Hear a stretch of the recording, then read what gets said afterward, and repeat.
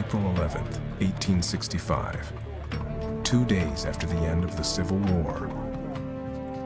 In the White House, President Abraham Lincoln agonized over his first speech since the defeat of the South. The jubilant crowd outside expected a celebration of the Union victory. Instead, Lincoln delivered a sobering message. The task that lay ahead, he warned, would be fraught with great difficulty. He called it Reconstruction. 600,000 had died. Bitter enemies, North and South, had to be reconciled. And 4 million former slaves had to be brought into the life of a nation that had excluded them for centuries. Nobody had scripted this moment. It was a greater challenge than the challenge of winning the war. In the turmoil that followed, Americans North and South would write their own scripts for the future. In a wild corner of Louisiana, a Northerner and his family rose to political power with violent consequences. Once they were arrested, they were going to die because we're at war now. In Georgia, a daring former minister staked out an independent colony for blacks and found himself locked in a struggle with a determined young woman who came back to reclaim her family's plantation.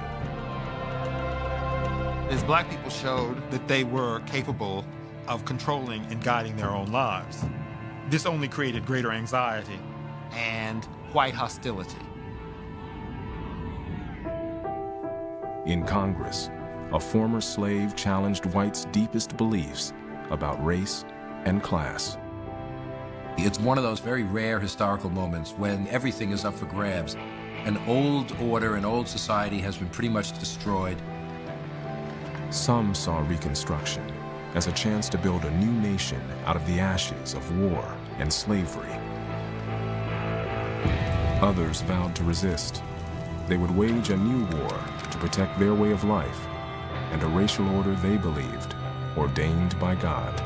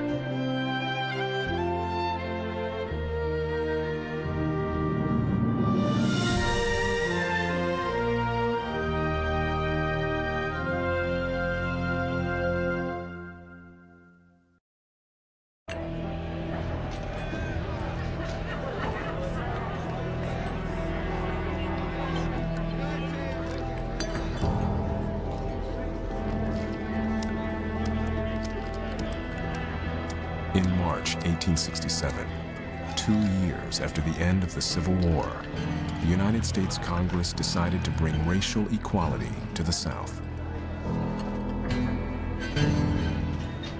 For the last all-white legislature in North Carolina, it was the beginning of the end.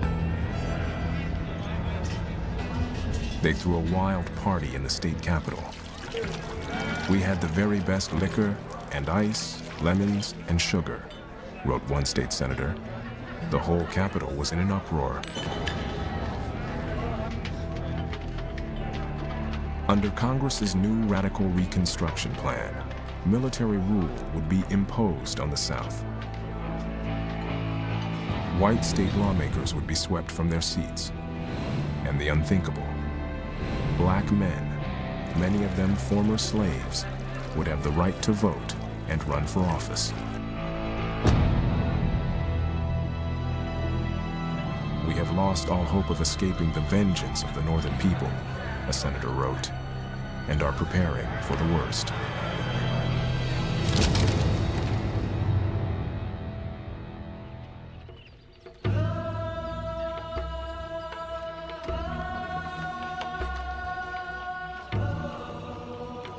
That fall, Southern blacks embraced Congress's plan.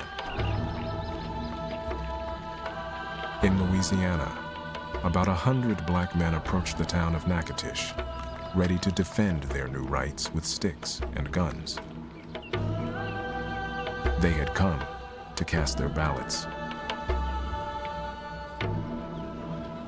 Scores of Union soldiers, many of them black, stood guard at the polls. It was a scene repeated throughout the South. This really was a remarkable leap in the dark for world history. It's the first large-scale experiment in interracial democracy that had existed anywhere. This may be the most radical single change that emerges out of this entire era. To go from being an enslaved person to not merely a citizen, but to being a voter and a holder of office.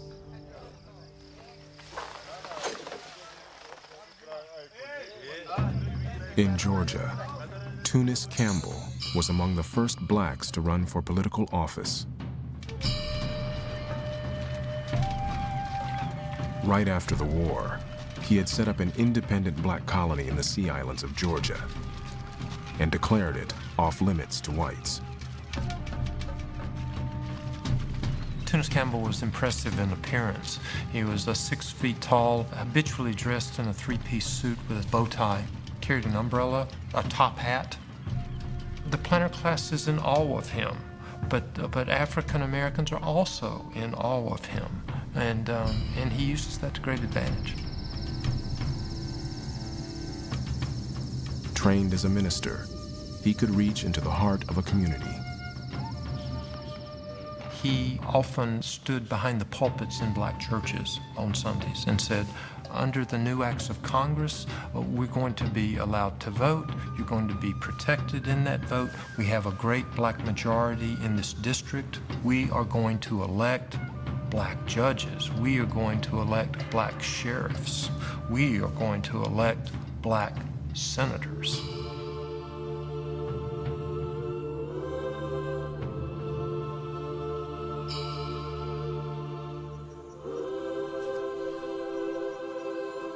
The right to vote for black people was an almost spiritual experience. It was a physical manifestation of their freedom. It meant that somebody was actually recognizing them as a political human being. The right to vote was like breathing life into them.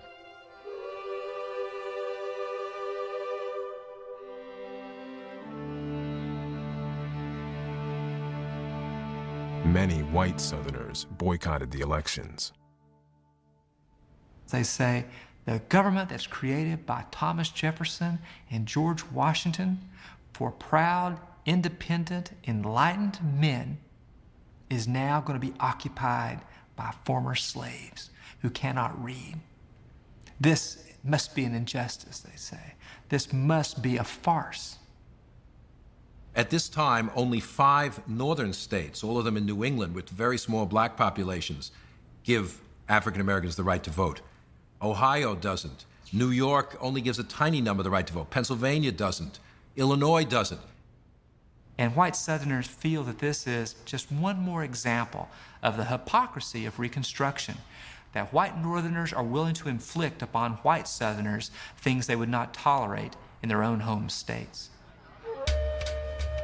When the votes were counted, Tunis Campbell had won a seat in the Georgia State Senate with an overwhelming majority.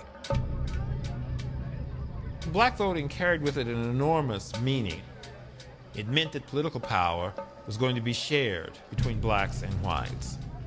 And this is a very frightening thing for many white Southerners, because they have, in effect, lost control over what they have deemed to be their birthright, which is the right to run these governments.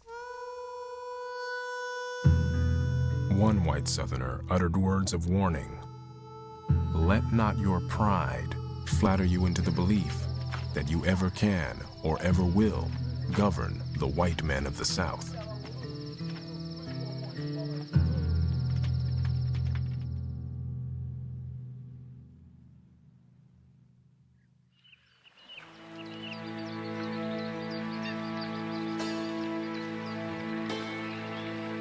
The day was cloudless, the air soft and balmy, the wild vegetation that edged the river beautiful beyond description.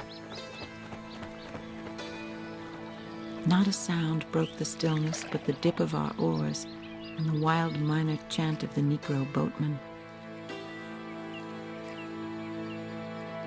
Anxious to reclaim their land, 28-year-old Fan Butler and her father, Pierce, were nearing their plantation on St. Simon's Island in Georgia.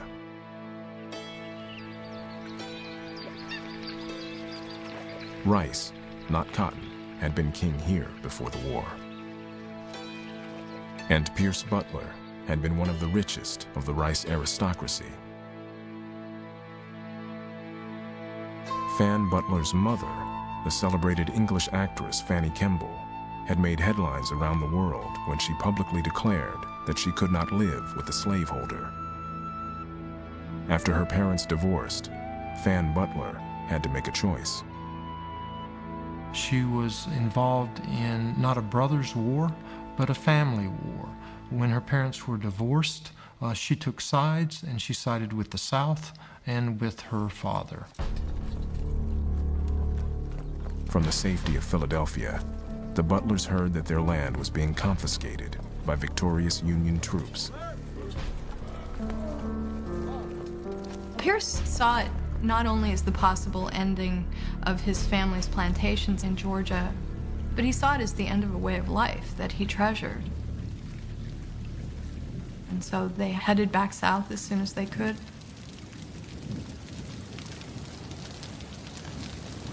They found the Butler plantation in ruins. My bed stood under a hole in the roof through which the rains came. The whole country was absolutely swept. Not a chicken, not an egg was left. For weeks, I lived on nothing but hominy, rice, and fish. Fan and Pierce got one piece of good news. A federal decree returned the plantations to their original owners. But their claim on the land was fiercely resisted by freedmen. Black Southerners say, the South is mine too. I helped make this place. I remember when this plantation was nothing other than woods. And we cleared it, and it's ours. And I'm not leaving it. This is rich land. We found the Negroes on St. Simon's Island in a very different frame of mind.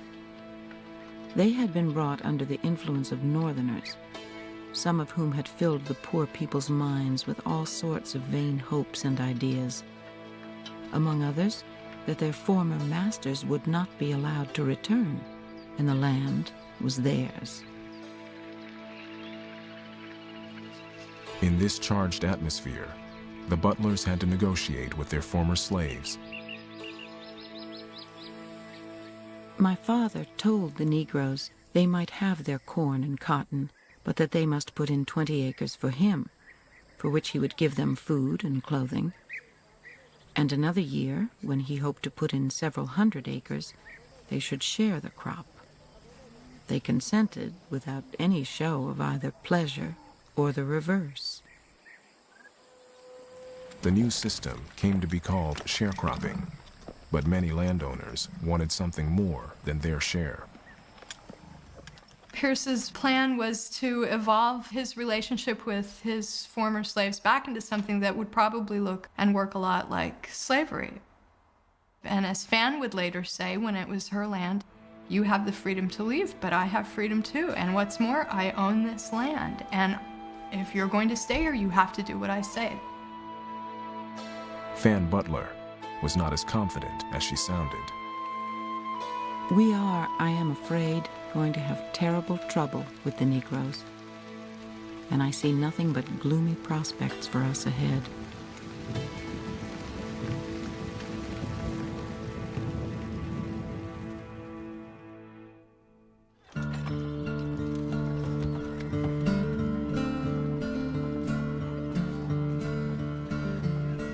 New Orleans in the fall of 1867 was a bankrupt city with just 4 paved roads.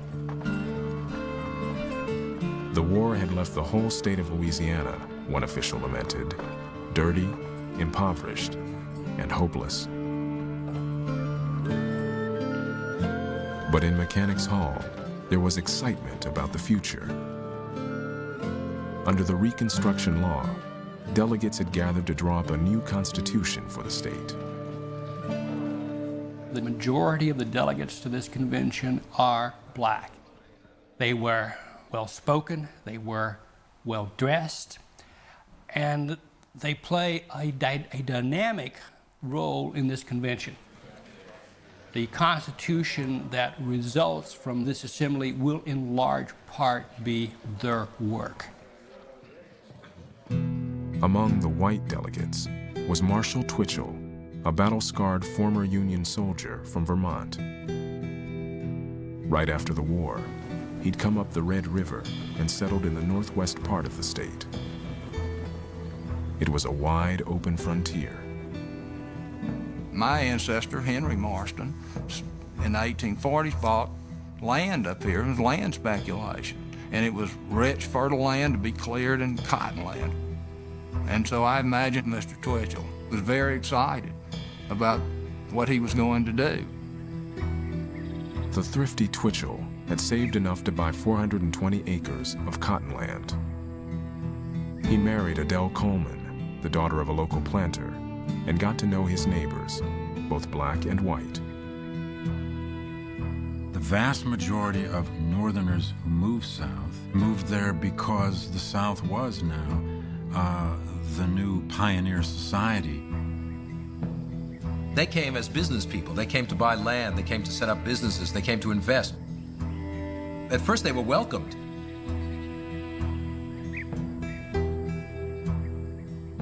In the summer of 1867, Twitchell made a fateful decision. He agreed to represent his district at the state convention. He'd commanded black troops in the war, but this was a new world. For the next few months, Twitchell is going to have to work with black men as equals in a way that he has never done before. Twitchell supported most of the provisions in the new Constitution, including a controversial one that would take voting rights away from white men associated with the old Confederate government. He had crossed a line. Many white Southerners resented watching Northerners like Twitchell making crucial political decisions. Midway through the conventions, you can see the conservative newspapers covering the convention, sort of searching for some new language to describe these people. And then they hit upon the word carpetbagger. It conjures up the image of a low-life Yankee. He packs his scanty belongings in a carpet bag and takes the first steamship south to profit upon the misery of a defeated people. Twitchell came to be viewed with suspicion by some of his white neighbors. He's a villain. The carpetbaggers are always thought of as a danger. You had the boll weevils, they were a danger. Of course, low prices, and the carpetbaggers. The Yankee from Vermont was starting to make powerful enemies in Louisiana.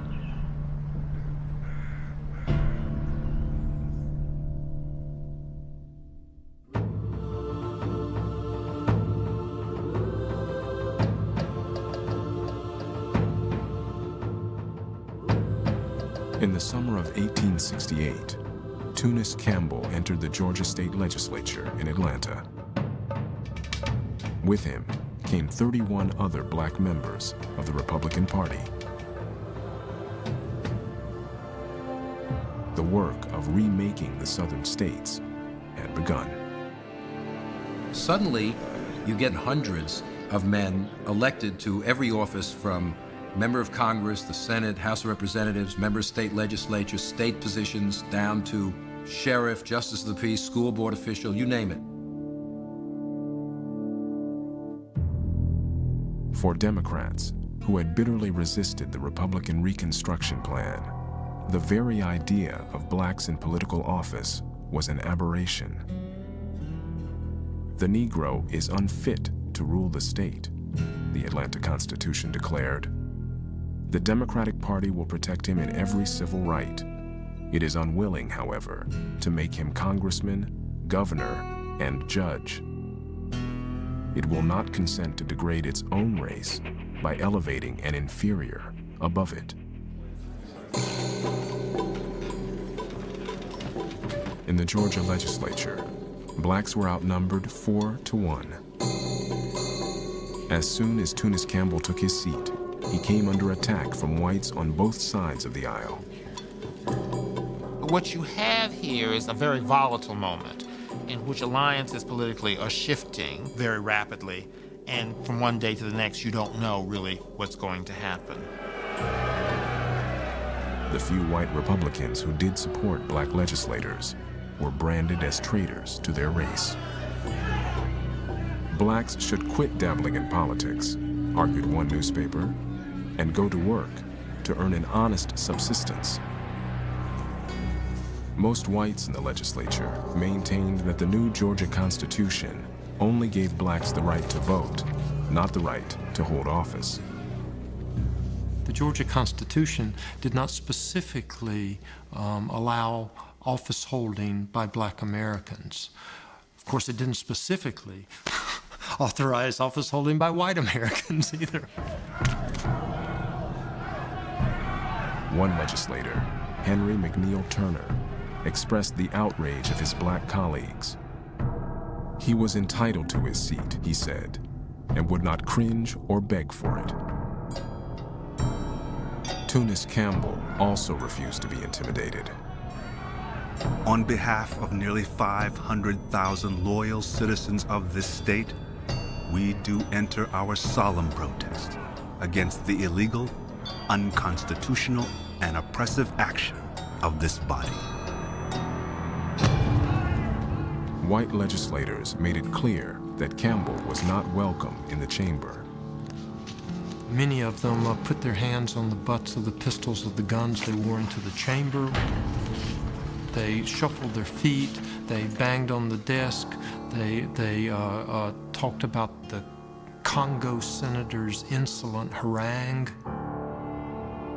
Just 2 months after it had first convened, the Georgia legislature voted to expel its black members. "You may drive us out," Turner warned, "but you will light a torch never to be put out."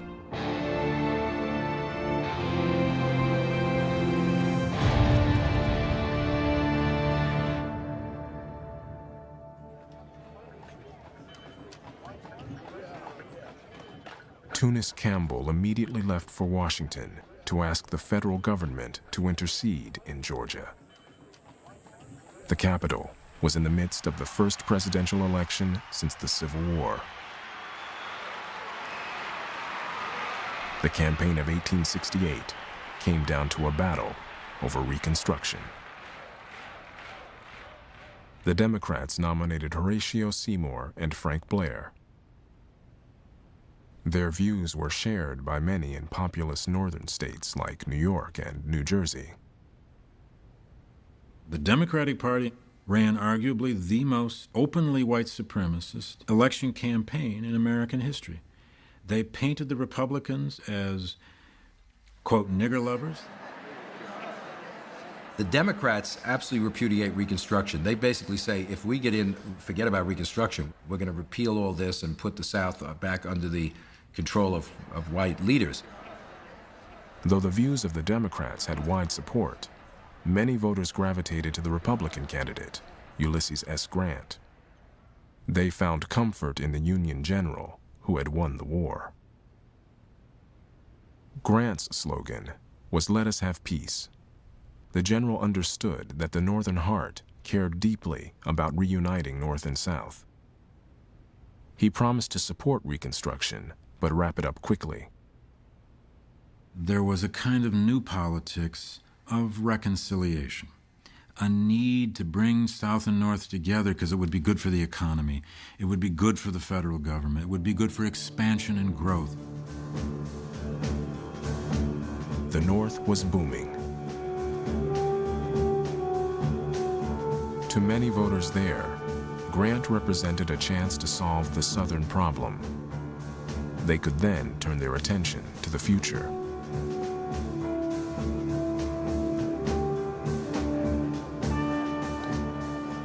In the South, blacks saw him differently. Almost 500,000 turned out to vote for Grant because they believed that at last they would have an ally in the White House. The new president seemed to prove them right. Grant and Congress ordered the Georgia governor to readmit the expelled legislators. Tunis Campbell and his 31 black colleagues took back their seats.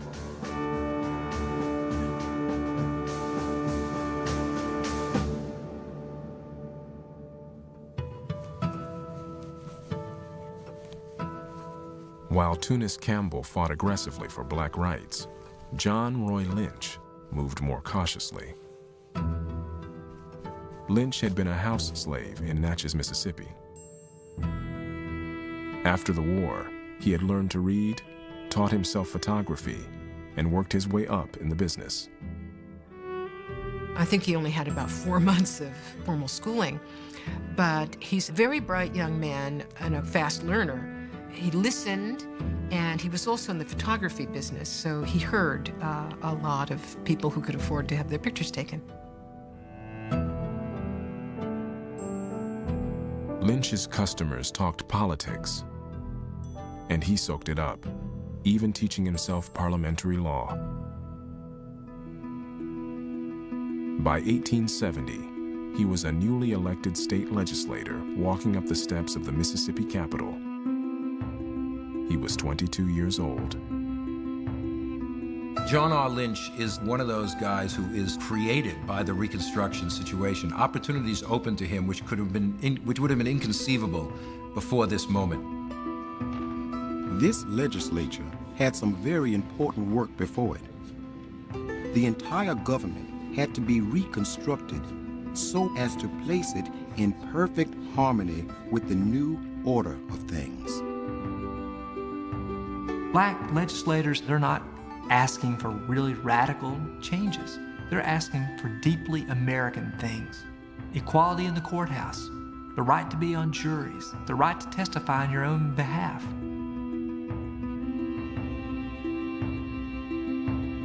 A lot of what these black lawmakers and white Republicans are trying to do, you might almost say, is bring the South into the 19th century. Public school systems, for example. South didn't have that. Large numbers of Southern whites were illiterate. Reconstruction establishes the first public school systems in the South. Within a year, Mississippi opened 230 new schools for blacks and 252 for whites. There were plans for new hospitals, railroads, but who would pay the bill? Before the Civil War, slave owners had paid most of the taxes. Now, the burden shifted to anyone who owned land, small farmers as well as rich planters. White Southern landowners said, if you think for a minute that I'm going to give up my hard-earned money to build up the government to take care of colored people, you're crazy. Lynch had some sympathy for the white opposition. The war had just come to a close, leaving most of the people in an impoverished condition. Their property was in a state of decay. To have the rate of taxation increased was to them a very serious matter. After fierce debate, Lynch and the Republicans managed to pass the tax increase. In state houses and small towns across the South, black officials were transforming daily life for former slaves. As African Americans encountered local government, for the first time in their lives, they were encountering black faces behind the desk. Faces that were accepting, faces that knew who they were, what they had been through. There was one thing that white Southerners feared more than anything else. They used one word for lots of different kinds of things. They called it Negro rule. Well, when you have a black sheriff with a gun, that's Negro rule. Sometimes, even if you have a black postmaster who makes white women stand in line to get stamps, that could be Negro rule. It all looks like Negro rule, and it's hard for white Southerners to get a sense of proportion about all this because they considered all of it a violation of the natural order, a violation of the way that the things should be.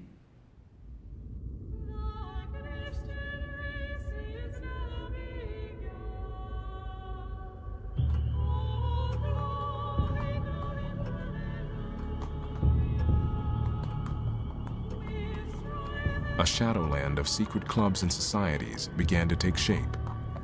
In Mississippi, the White Liners. In Louisiana, the Knights of the White Camellia. And across the South, the Ku Klux Klan.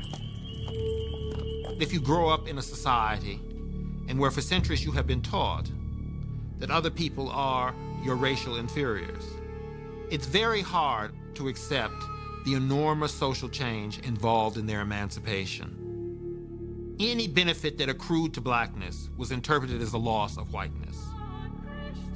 Education, the acquisition of property, was viewed as somehow unnatural.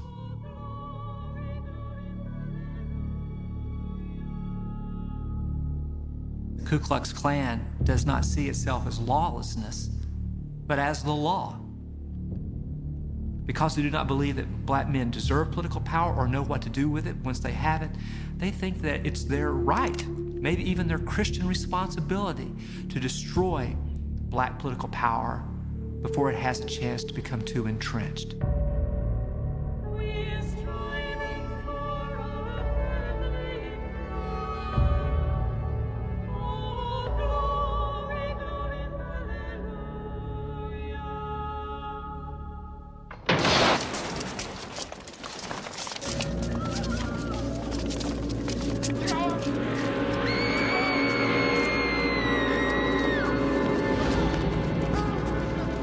Abram Colby had been elected to the Georgia legislature, along with Tunis Campbell.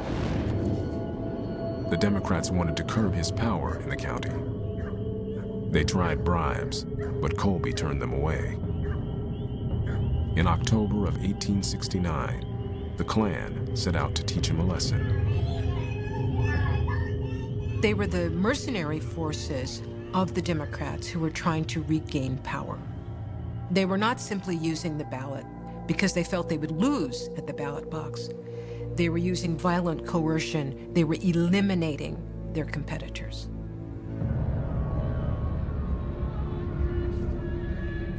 Colby's attackers could not hide behind their hoods. Some of them were the first-class men in our town. One is a lawyer, one a doctor, and some are farmers. I knew the voices of those men as well as I know my own. They would take people out of their houses or their cabins in the dark of the night, strip them out in a road, make them run down the road, make them sometimes lie on a rock where they would be whipped, where men would line up to whip them. Sometimes they would burn parts of their bodies. These were sadistic tortures. They said to me, "Do you think you will ever vote another damned radical ticket?" I said, if there was an election tomorrow, I would vote the radical ticket. They set in and whipped me 1,000 licks more. This was a war of terror. The Ku Klux Klan, organized in 1867, is an original American terrorist organization.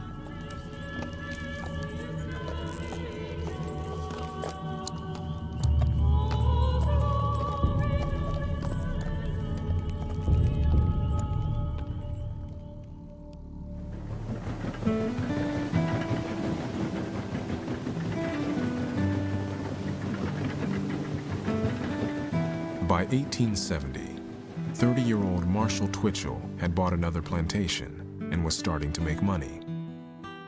He brought down from Vermont his 3 sisters and their husbands, his brother, Homer, and their mother. And he decided to run for the state senate.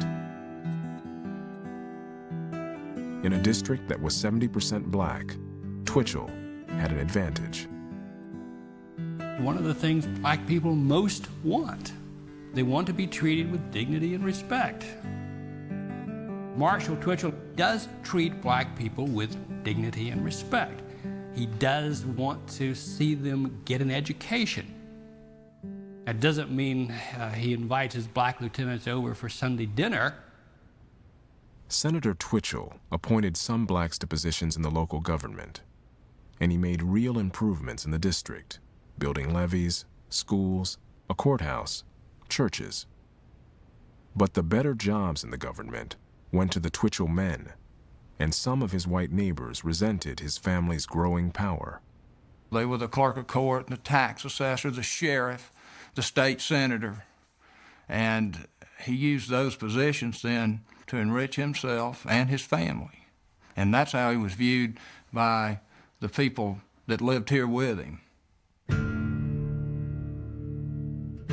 From his nearby plantation, Confederate veteran B.W. Marston kept a wary eye on his neighbor. My great-grandfather had a military background and a violent background. His regiment overran General Sherman right at Shiloh Church. So he had known violence and he had known leadership. And this was a frontier area, and he did what it took. This is the most violent place in Louisiana and probably the most violent place in the South. Even without the Civil War and Reconstruction, it's a violent area. The Civil War and Reconstruction add a thick layer of social and political violence. The affairs of the parish were being extravagantly managed, B.W. Marston said of Twitchell, managed in the interests of a ring for spoils. I consider him a tyrant.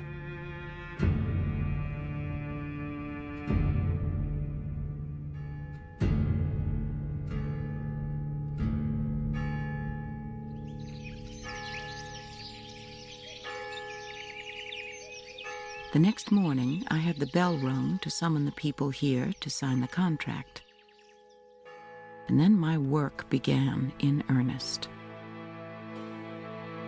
Fan Butler was trying to run 2 Georgia plantations by herself. Her father, Pierce, had died of malaria the year before. Fan had 300 laborers working for her, many doing backbreaking, dangerous work in the rice fields. By law, she now had to negotiate annual contracts with each of them. She understood that if she made the concessions that these newly freed people wanted, she wouldn't turn a profit. So she basically needs to make enough from them to cover their most minimal demands and then to make a profit for the plantation. For 6 mortal hours, I sat in the office without once leaving my chair, while the people poured in and poured out. One wanted this altered in the contract, another that. One was willing to work in the mill, but not in the field. And so it went on all day, each one making me sensible, as he called it. Neither she nor the other members of her class know how to handle free labor. What they want is a docile, disciplined labor force. They don't want people asking to be guaranteed their wages. They don't want people asking for time off, because this is just completely unacceptable. Organizing Fan Butler's workers, making sure their demands were heard, was a formidable adversary. Tunis Campbell felt that he could have more impact working directly with his constituents at the grassroots level. he urged Butler's workers to assert their rights. Tunis Campbell told them, if they can get you cheaper, they will. If they can take part of your crop, they will. And Fan Butler is one of the worst abusers of the system, so be tough with her. Say, okay, Miss Butler, but I've been told that laborers have rights too. Sometimes, Campbell called meetings on the spur of the moment, in the middle of the day. Fan Butler was furious.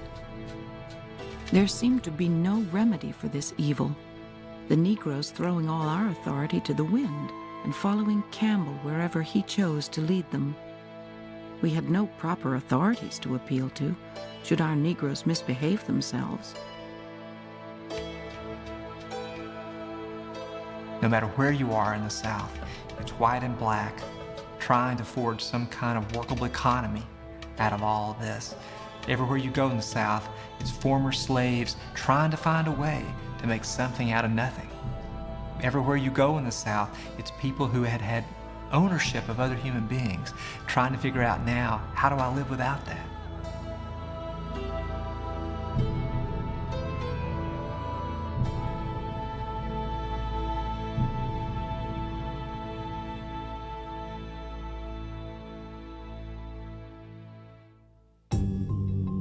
State your age, where you were born, and where you now live. I am 52 years old. I was born in Greene County, and it is my home now, when I can live there. In October 1871, 2 years after the attack that nearly cost him his life, Abram Colby testified before a congressional committee. His back had been badly injured, and he had lost the use of his left hand. But he'd gone back to the Georgia legislature, and he continued to campaign against Klan violence. No man can make a free speech in my county. I do not believe it can be done anywhere in Georgia. If you go there, you will be killed or shot at or whipped or run off. The growing number of attacks like the one on Colby had finally prompted a federal investigation. Hundreds of witnesses risked their lives to tell their stories. Northerners who cared little about the fate of blacks in the South were horrified by the accounts in the newspapers. It really reveals to the country the extent of these kind of atrocities and terrorism in the South.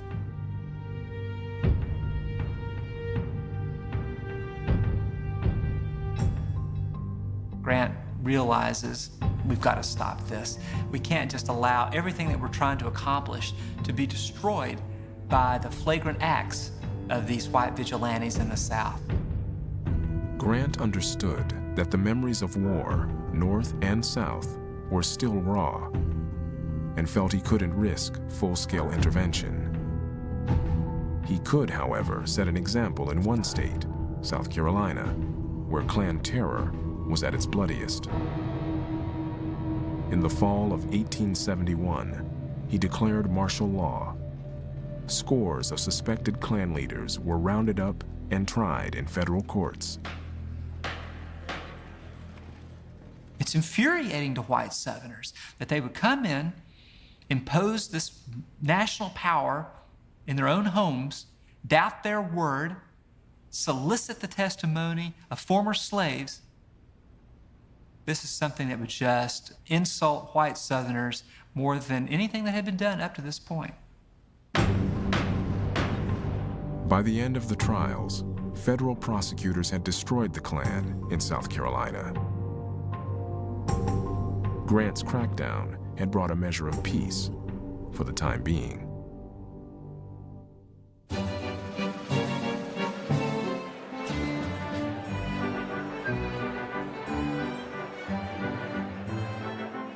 In March 1873, on one of the coldest evenings in Washington history, Ulysses S. Grant celebrated a landslide victory.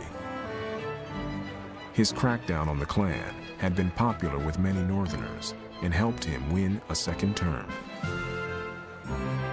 The states lately at war with the general government, he announced confidently, are now rehabilitated. For the first time in American history, blacks had been invited to the inaugural ball. It's an extraordinary moment in Congress for black congressmen.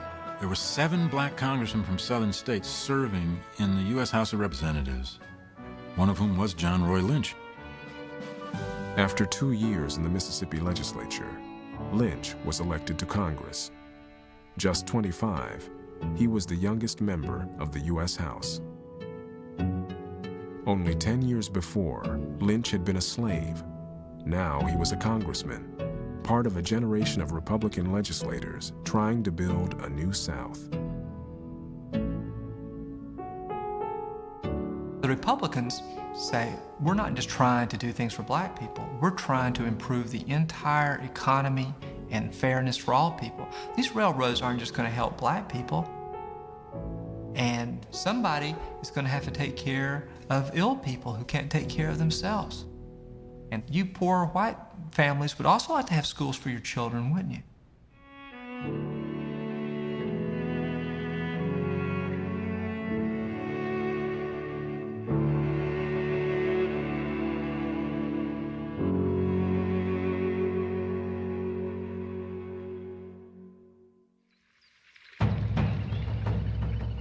In Georgia, Tunis Campbell had moved beyond organizing laborers.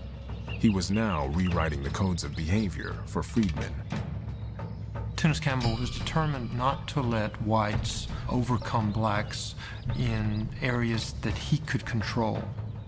Couldn't control what was going on at the state level anymore.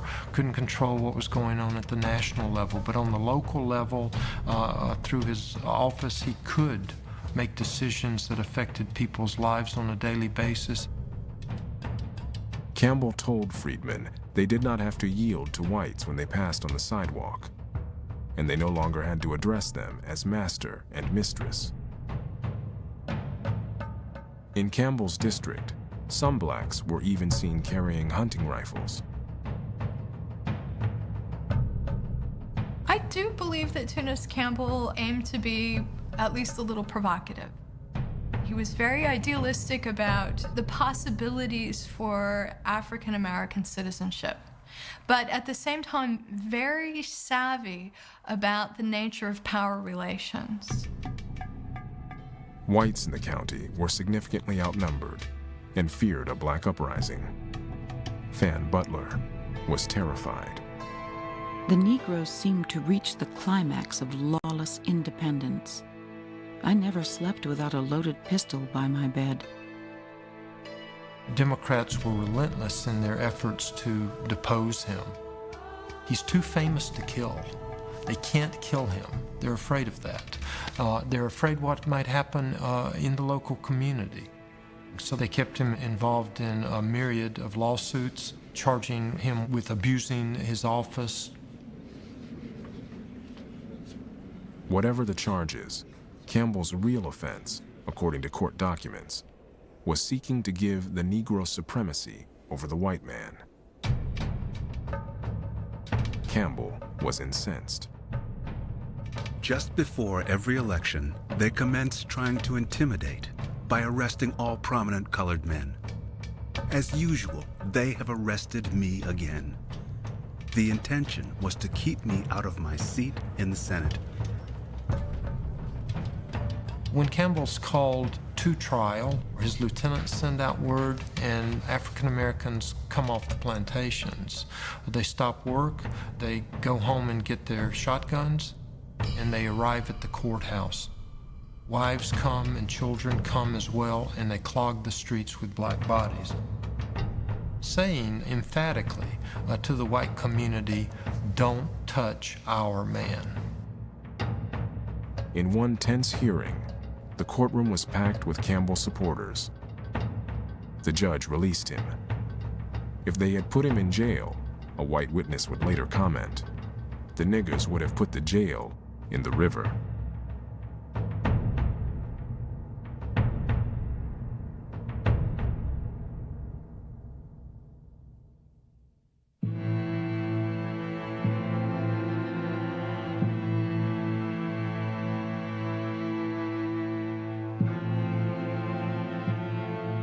In early 1873, a series of articles began to appear in the New York Tribune. Black lawmakers in South Carolina, the newspaper declared, were plundering the treasury.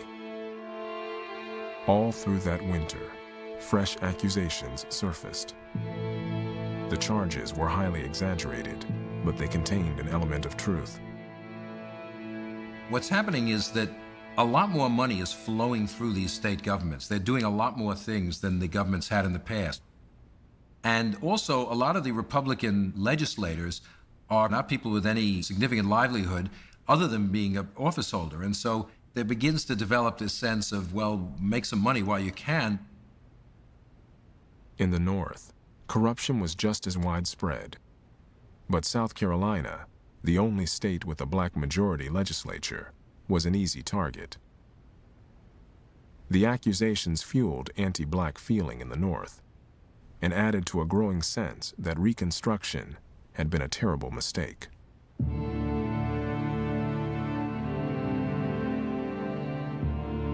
That fall, frightening news from Wall Street gripped the North and eclipsed the troubled conversation about Reconstruction. The nation's biggest banking house declared bankruptcy, and the North's overheated economy crashed. Thousands of businesses failed. 1 million people were thrown out of work. In the terrible depression that followed, Northerners had little patience for the plight of Southern blacks.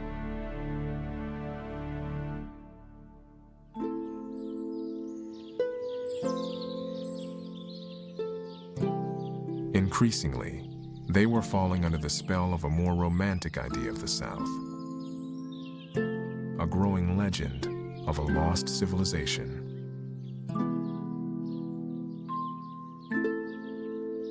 White Northerners begin to sympathize with the ideals of the white South. Yes, there was a time in the United States when life was not all about money. Yes, there was a time when there was an aristocracy. You find that white Northerners as well as white Southerners loved these ideas deep into the 20th century.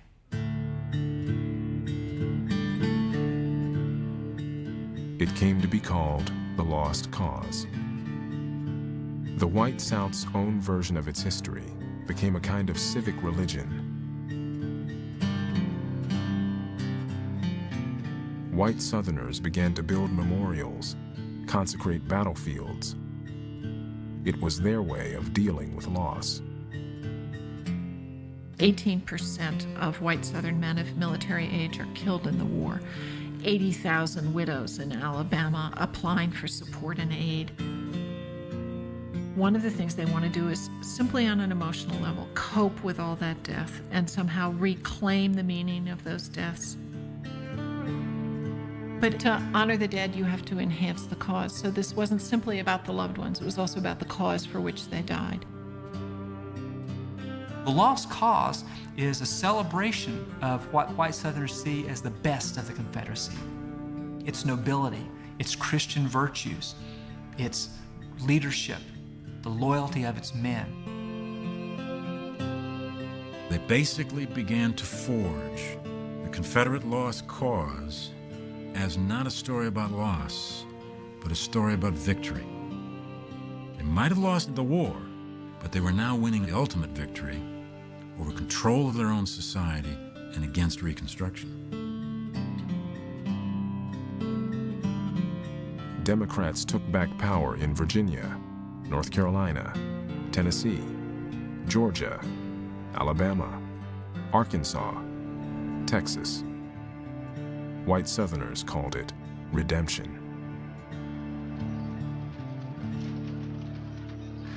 Many of the elections were won through violence and intimidation. White Northerners did nothing to stop it. I think a key part of it is race and the basic agreement, North and South, among white Americans about the need for subordination of African Americans. Lured by the myth of the Old South, Northern tourists began to flock to the moss-covered plantations of Georgia. Virginia, Florida. Travel guides suggested that whites and freedmen had learned to live together in harmony. Nothing can be more beautiful than a cotton field, one travel writer declared. When the snowy globes of wool are ready for picking, and the swart laborers, with sacks suspended from their shoulders, wander between the rows.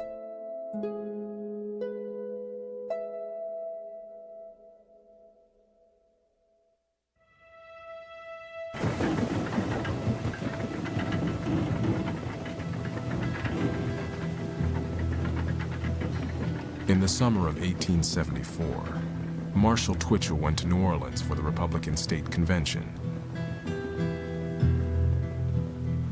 His brother-in-law, Frank Edgerton, the sheriff of Coushatta, wrote him a letter warning that some of the leading men in town had formed a chapter of the White League. The purpose of the White League, Edgerton wrote, is the extermination of the carpetbag element, nothing more nor less. Twitchell's reply was intercepted by the League and published in the local paper. He wanted to call in federal troops, he had written, but they would only come if some overt act were committed. He needed an incident so he could bring federal troops to Coushatta. And he got an incident, but I don't think it was what he was counting on. The White League was also looking for an incident. Members staged random attacks on blacks. And when a white man was wounded in one confrontation, they had what they needed. Claiming the Twitchell clan was behind a black rebellion, they seized Twitchell's brother, Homer, his three brothers-in-law, Clark Holland, Henry Scott, and Sheriff Edgerton, and 20 of their black allies. They were forced to sign a document promising to resign and leave Louisiana forever. The majority would like to see these people out of town safely. After all, they have broken bread with these men.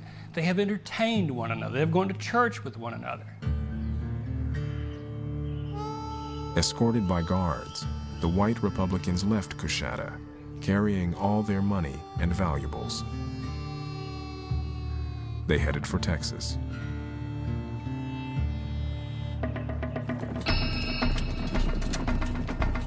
They haven't gone far when they look back and see a large body of 30 or 40 men riding hard, closing in upon them.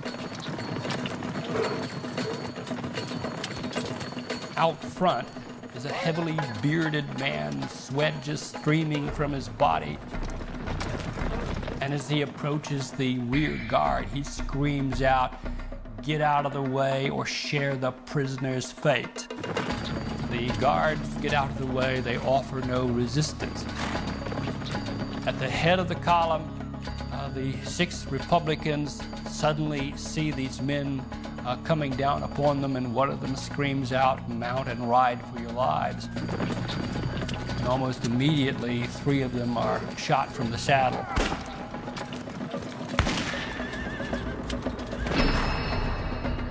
Homer Twitchell supposedly cried out, "Somebody give me a gun, I don't want to die like a dog," and a bullet hits him in the face a moment later. Homer and 2 others were killed instantly. The other 3 were captured and shot.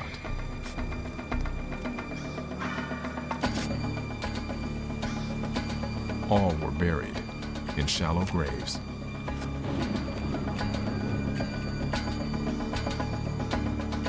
Once they were arrested, they were going to die. They had to, because these men would have come back with a military force, the likes of which Red River Parish had never seen, and there would be military tribunals for all of the people involved in this uprising. The following morning, Twitchell got the terrible news. I imagine Twitchell reading that telegram and reading it again and reading it again. thinking there's got to be some mistake. They can't all be dead. Surely some of them were simply wounded. The Coushatta massacre made headlines across the country. Many people were shocked that the violence in the South was now targeting whites. All these people who were killed are office holders. So you've taken the public officials of Red River Parish and simply executed them. And if it can happen in Red River, it can happen anywhere. And for Freedman, if the White League can take white Republican officials and execute them in cold blood, what can they do to us? Nobody is safe.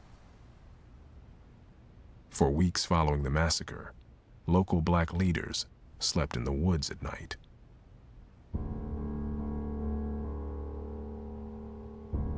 The massacre was part of a larger push to take back Louisiana from the Republicans.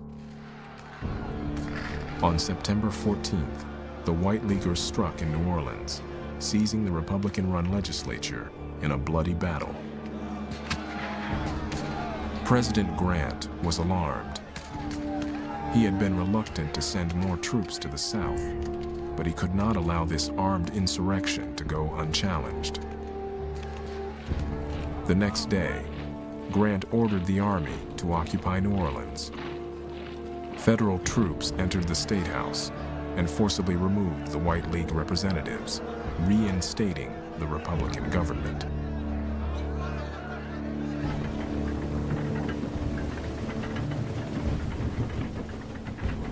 Twitchell went back to Coushatta, escorted by soldiers from the 3rd U.S. Infantry.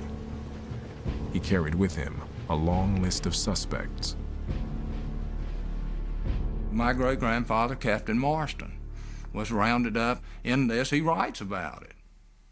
He felt as if he was dragged before the carpetbagger court, a Yankee judge, as he called him. He said he would rather take death here than be hanged by a foreign court in New Orleans. In all, 25 people are arrested for complicity in the Coushatta massacre. These people are housed in the Coushatta courthouse, but they will never be brought to trial. Twitchell can never get the evidence that will permit him to bring these people to trial, although he will keep trying, with perhaps disastrous results. Grant's intervention in New Orleans backfired. The spectacle of federal soldiers marching into a state legislature was a shock, not only in the South, but all across the North. Many felt that Grant had gone too far, overstepped his constitutional powers. If this can be done in Louisiana, said one senator, how long before it can be done in Massachusetts and in Ohio?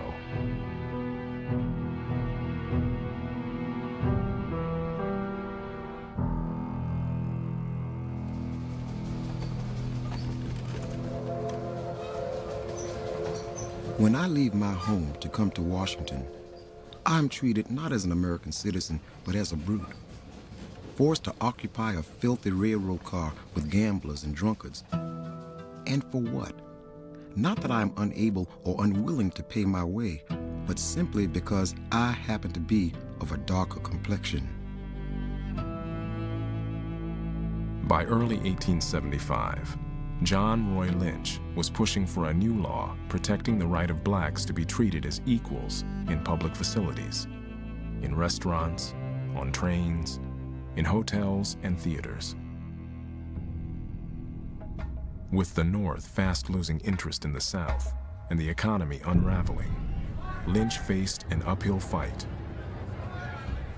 Worse, the Democrats had taken back control of the U.S. House in the fall elections. Lynch and his Republican allies had only a short lame duck session to win support for the controversial Civil Rights Bill. It was a remarkable bill because it had such a modern ring to it, at least it would to us.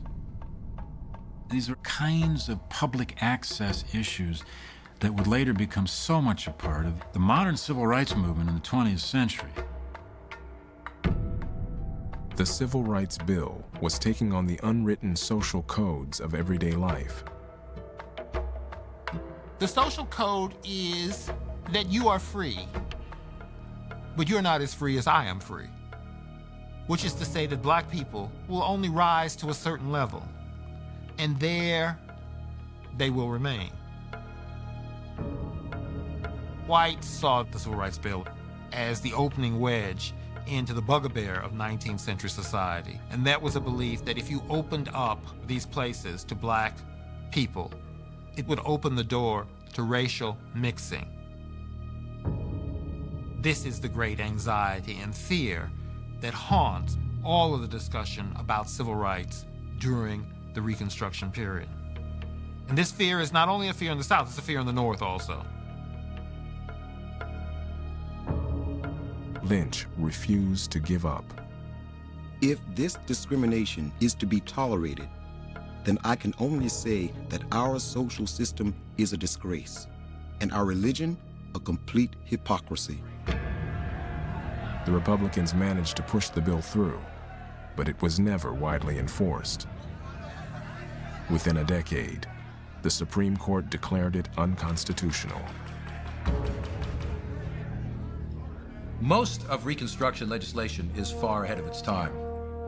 It took another century for this country to try to live up to the ideals that were implemented temporarily in Reconstruction.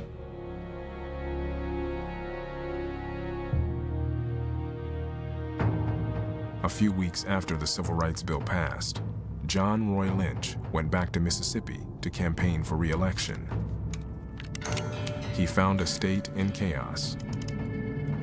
Democratic vigilantes shot at blacks in broad daylight to keep them away from the polls. Newspapers openly called for assassination. It was a full-scale, open assault on Reconstruction. What you have here now is the overturning of a democratic process by illegitimate means.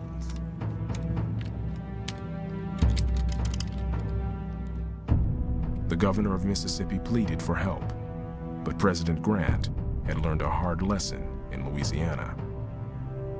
Grant refuses to help. And it's a political calculation.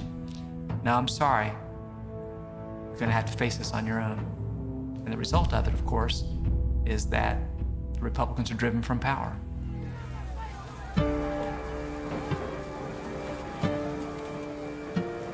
John Roy Lynch managed to hang on to his seat, the only Republican, black or white, elected to Congress from Mississippi. Back in Washington, he called on the president. "It surprises me that you yielded," Lynch said to Grant. "It is the first time I have ever known you to show the white feather." Grant told him that if he had sent troops to Mississippi, the Republicans would have lost the White House.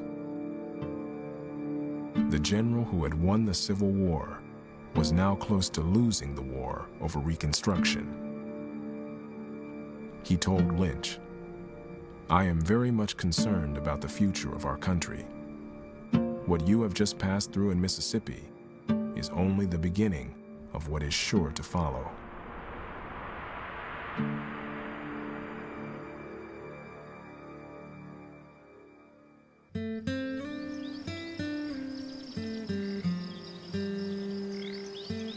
In the spring of 1876, Marshall Twitchell risked a brief visit to Coushatta to tend to some business.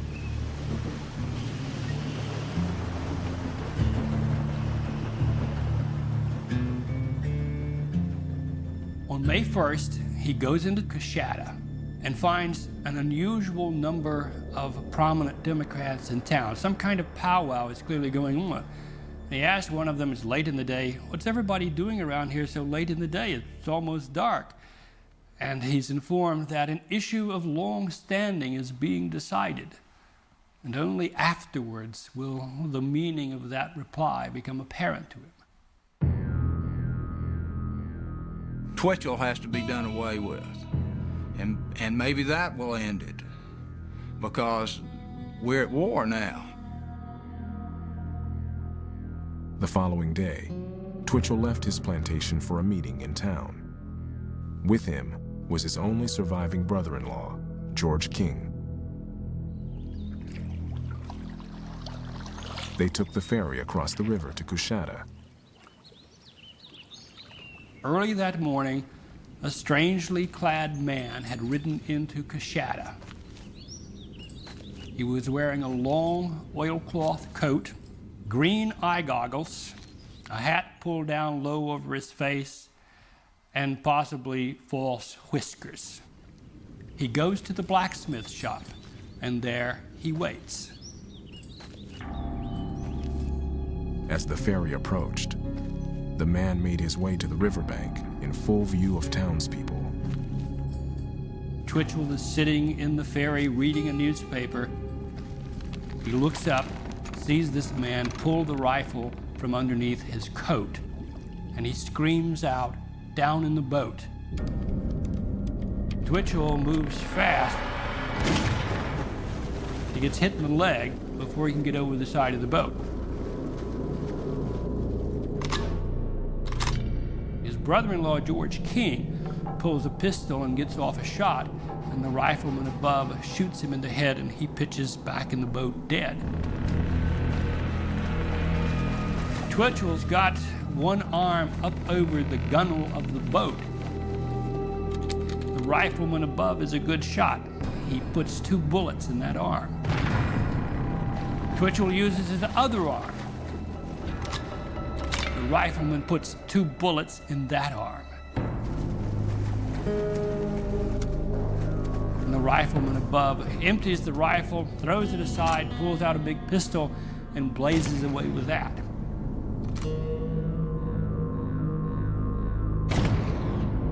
Twitchell, he's been shot 6 times.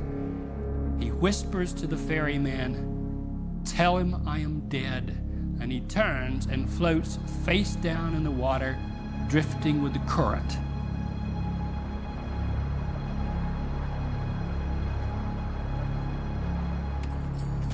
A black servant woman approaches the rifleman. She asks him if he was shooting at an alligator. And he says, "Yes, a damned black alligator." The assassin's identity was never revealed. There's some speculation as to it being my great-grandfather. He was the kind of man that could have done it. If it had to be done, he would have done it.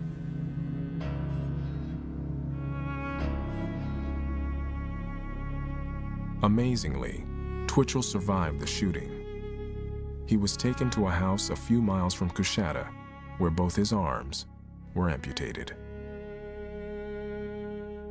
I turned my face to the window, watching the sun as it disappeared behind the trees, reviewing my past life and trying to imagine what would be my future in the world.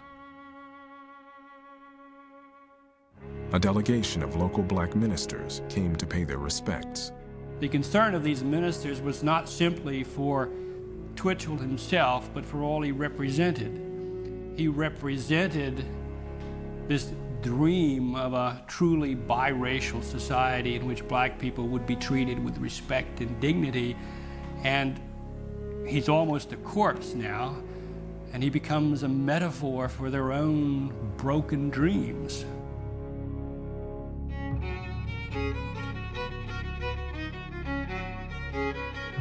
The White League in Coushatta had a very different reaction. Our people rejoiced at it, B.W. Marston recalled, as much as they would at the killing of any tyrant in the world. Everyone was very happy that Twitchell was gone. We're still happy today that he's gone.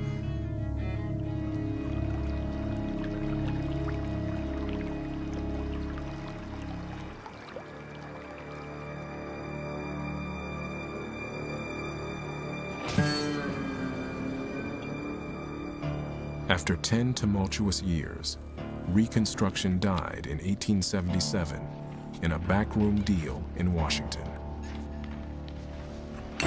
The outcome of the presidential election the year before had been bitterly disputed. The two parties came to a secret compromise. Southern Democrats agreed to accept a Republican in the White House. In return, the Republicans agreed to abandon Reconstruction. The whole Civil War and Reconstruction process had been characterized by a deep ambivalence on the part of the North. And that ambivalence by the late 1870s, has crystallized into, let's cut our losses and get out. And the best thing is to leave this to the people who know best how to handle it. B.W. Marston took Marshall Twitchell's seat as state senator. The North won the war. In Northwest Louisiana, we won Reconstruction.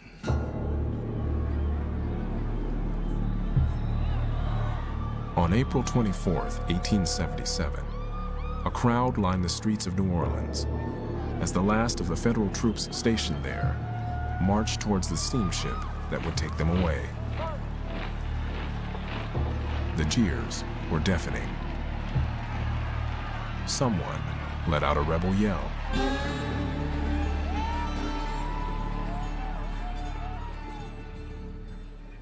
The retreat of the North left blacks across the South feeling betrayed and deeply in danger. You fight a bloody war, and you set people on the road to freedom. And then, when they make an effort to establish themselves, that road is pulled out from under them, and they are left to the people who are their enemies.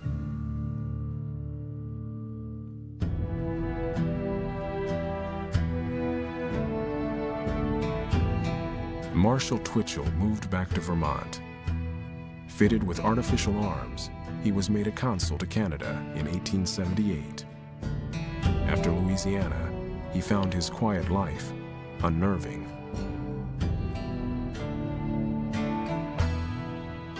Fan Butler married an Englishman. She tried to keep the plantations afloat, but eventually gave up and moved to Britain in 1877. John Roy Lynch managed to stay in politics for another 20 years and wrote an impassioned defense of Reconstruction. He died in Chicago in 1939. Tunis Campbell's enemies finally caught up with him. He was sent to a convict labor camp for a year, then fled Georgia. He died in Boston in 1891.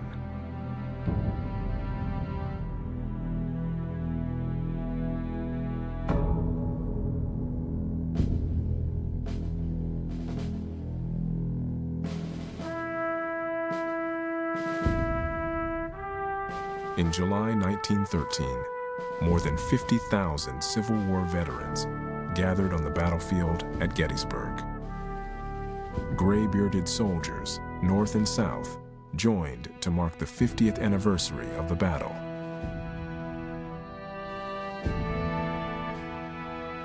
Veterans felt a kind of bond that came from being soldiers in the war, regardless of which side they had been on. They're celebrating their youth. They're celebrating their glory of bravery. They're celebrating the fact that the American nation had come back together. The poetry of the moment was irresistible. Bitter enemies reconciled. A nation made whole once more.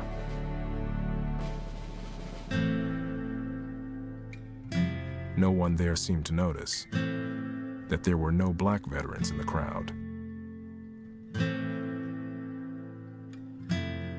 That reunion comes at the cost of black liberty and black freedom. It also comes through a very clever process of rewriting history. The Southern legend of the lost cause had prevailed.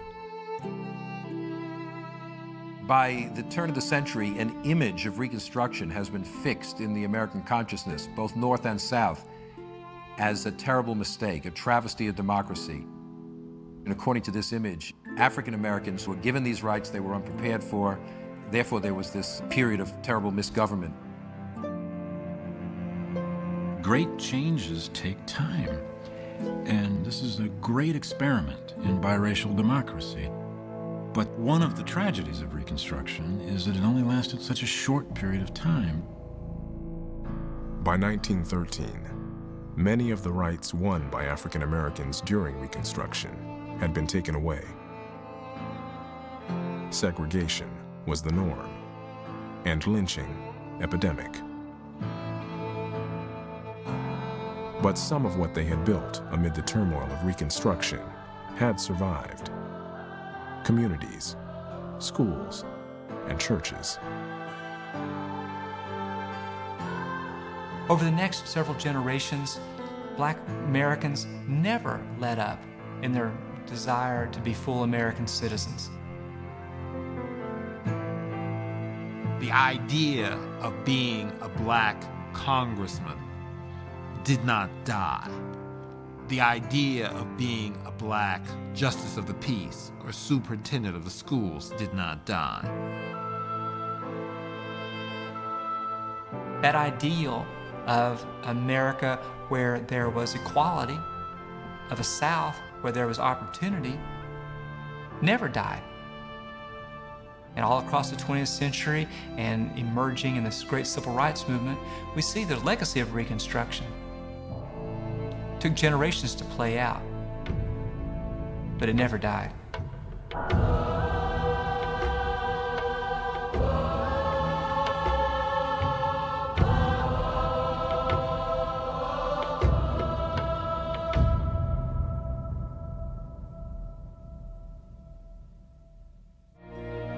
There's more about Reconstruction at American Experience Online. Learn more about the legacy of Reconstruction. See what happened state by state after the war, and explore Reconstruction through personal stories. All this and more at PBS Online, pbs.org.